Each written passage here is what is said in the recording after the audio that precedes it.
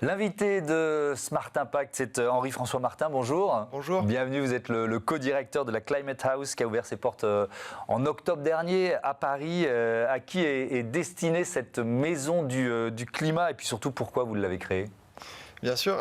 Alors, c'est destiné à beaucoup de monde. Ouais. C'est un projet qui a été lancé par 80 entrepreneurs, 40 femmes, 40 hommes, entrepreneurs français, et qui avaient la volonté de mettre à disposition leur financement, leur réseau et surtout leur temps à destination de la transformation de l'économie. Donc concrètement, c'était un projet pour eux pour rendre tout ce qu'ils avaient pu avoir dans leur carrière précédente.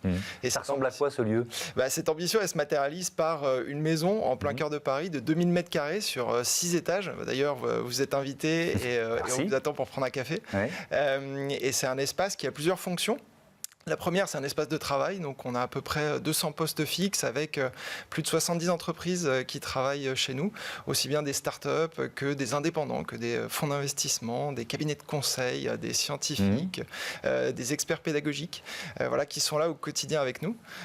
Et ça crée une émulation qui est assez folle et qui alimente une deuxième partie de notre activité qui sont les conférences. On a un peu plus de 200 événements organisés par an qui sont à destination de nos adhérents, mais pas que. C'est aussi ouvert au public. D'accord. Et donc c'est... L'idée, c'est quoi ? C'est de partager des idées, des bonnes pratiques aussi ? Alors il y a de ça. La volonté principale, c'est de créer une dynamique collective autour de la transformation de l'économie, avec pour objectif de pouvoir proposer des solutions concrètes face aux défis climatiques. Ouais, c'est d'autant plus important qu'il y a un courant contraire qui se lève, notamment aux États-Unis, mais pas que. Si on prend les résultats des dernières élections européennes, c'est aussi chez nous. Bien sûr. Alors c'est quelque chose qui était, c'était un défi qui était déjà compliqué à la base, qui ne se simplifie pas aujourd'hui. Honnêtement, que ce soit avec la culture entrepreneuriale qui anime ce projet ou même à titre personnel, moi qui viens du monde du rugby, à partir du moment où l'adversaire est costaud, c'est plus que jamais le moment de se regrouper, de faire... Ça donne de meilleurs matchs d'ailleurs au rugby quand l'adversaire est costaud. Ça nous fait pas peur, donc non, concrètement... Non, mais je vous pose la question parce que, pardon de vous interrompre, mais il y a des scientifiques qui participent à cette aventure collective et c'est vrai qu'ils tirent la sonnette d'alarme sur un certain nombre de projets qui sont cofinancés par les Américains et qui donc perdent une partie de leur financement avec un climato-sceptique à la Maison-Blanche. Donc c'est très concret, quoi. C'est très concret et c'est pour ça que l'ensemble de nos cofondateurs avaient pris la parole récemment pour tirer la sonnette d'alarme sur les arbitrages budgétaires qui étaient faits récemment en France et qui avaient une approche peut-être un petit peu trop court-termiste pour des raisons en soi qu'on peut comprendre. C'est souvent le cas dans les périodes de crise. Mais c'est dans les moments comme ça où il faut se regrouper, il faut faire la pédagogie de l'enjeu systémique du défi climatique et que les investissements d'aujourd'hui en fait permettront de relever les défis de demain et donc c'est vraiment pas le moment de reculer. Oui, et aussi parce que ça rejoint la question des résultats des élections, trouver le moyen de convaincre, quoi. C'est-à-dire qu'il y a une question d'acceptabilité du virage qui est au cœur des difficultés qu'on ressent aujourd'hui. Tout à fait, il y a un vrai enjeu de pédagogie et on est conscient à la Climate House de ce défi-là. C'est pour ça qu'on essaye vraiment d'embarquer le maximum de monde, du plus convaincu militant de la décroissance jusqu'à des personnes qui peuvent être parfois un petit peu technosolutionnistes. Nous, c'est un vrai positionnement d'embarquer tout le monde et de se dire qu'on aura besoin de tous pour accélérer ce changement et de n'être jamais dans une posture de jugement pour non pas faire de l'uniformité, mais juste pour montrer au contraire qu'il y a il y a de nombreux points communs à travers ces différents points de vue. Et en préparant l'émission, j'ai vu que dans les communiqués de présentation de la Climate House, il y a l'idée de faire travailler ensemble entreprises, scientifiques, investisseurs, associations et activistes. Alors, j'ai tiqué sur le mot parce que pour certains secteurs d'activité, je vais penser à l'agroalimentaire ou à l'énergie, activiste, c'est un gros mot. Alors, pas pour vous. Non, après, on est tous l'activiste de quelqu'un, j'ai envie de vous dire. Donc, de ce point de vue-là, je pense que ça pourrait faire l'objet d'une très longue discussion. Ensuite, je pense qu'à partir du moment où on est présent, nous, Climate House, dans la pièce, et qu'on joue ce rôle de tiers de confiance, ça permet d'ouvrir des discussions qui sont passionnantes et ça permet justement d'emmener avec nous potentiellement des grosses industries qui se sentent un petit peu pointées du doigt et des personnes qui ont des points de vue qui sont certes assez radicaux, mais qui en même temps militent pour quelque chose sur lequel on peut tous signer. Donc l'enjeu, c'est de faire le pont entre ces deux acteurs et de les faire atterrir sur des solutions qui vont faire avancer le schmilblick. Et voilà, c'est ce qui fait notre quotidien passionnant. Ouais. La banque LCL, j'ai lu ça, fait partie de l'aventure. Avec quel rôle et pourquoi vous l'avez accueilli? Alors c'était d'abord une volonté pour nous d'avoir des acteurs du monde de l'économie avec nous dès le début du projet.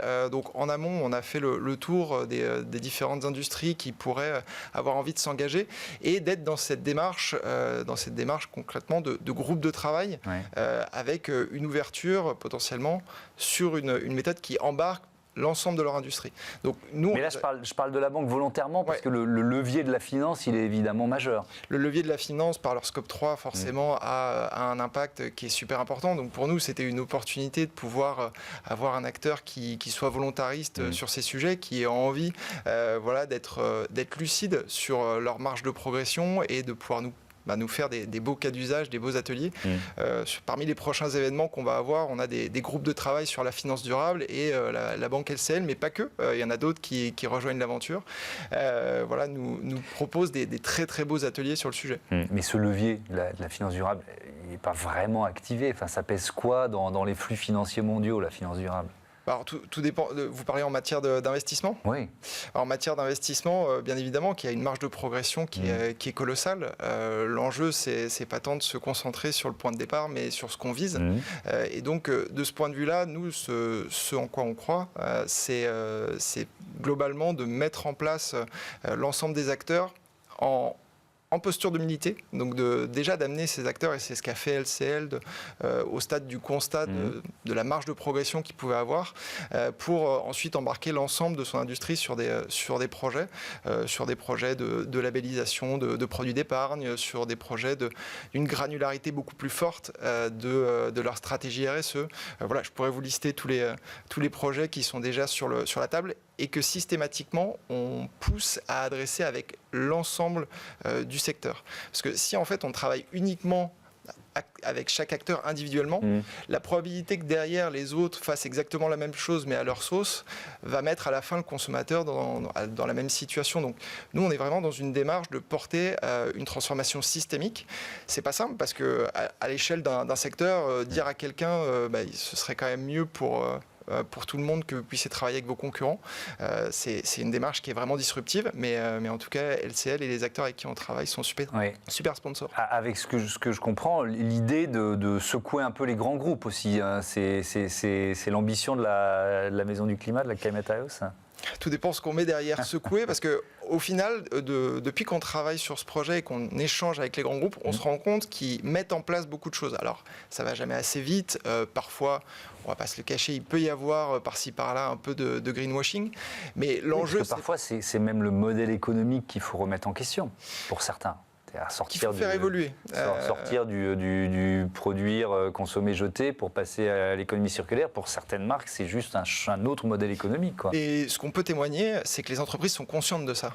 Et elles sont proactives, elles sont dans une démarche de recherche et de transformation. L'enjeu pour nous, et pour l'ensemble de la société, c'est la vélocité de ce changement.